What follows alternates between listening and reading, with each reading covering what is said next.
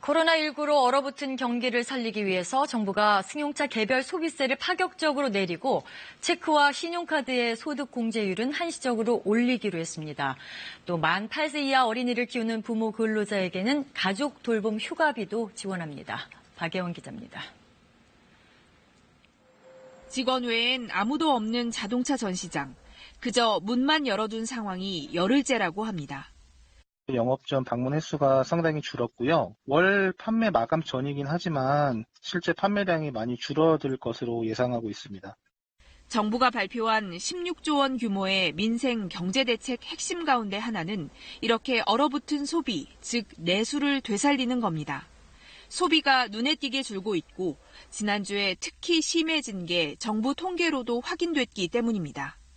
우선 신용카드, 체크카드 등의 연말정산 소득공제율이 6월까지 배로 늘어납니다. 전통시장, 대중교통 사용액은 80%를 공제받게 됩니다.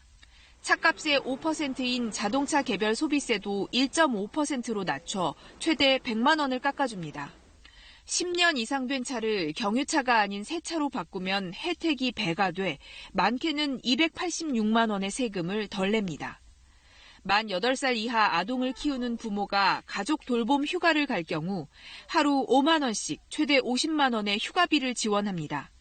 노인 일자리 참여자에게 상품권 형식으로 보수를 20% 더 주는 등 5가지 소비 쿠폰 발행 규모와 수혜 대상자도 늘리기로 했습니다.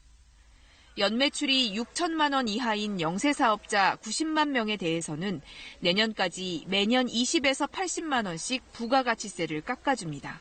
대규모 총력 지원 정책 패키지를 통하여 이번 사태로 인한 피해 극복 지원과 경제활력 보강을 최대한 뒷받침해 나가고자 합니다.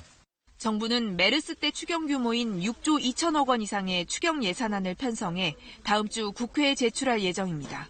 KBS 뉴스 박예원입니다.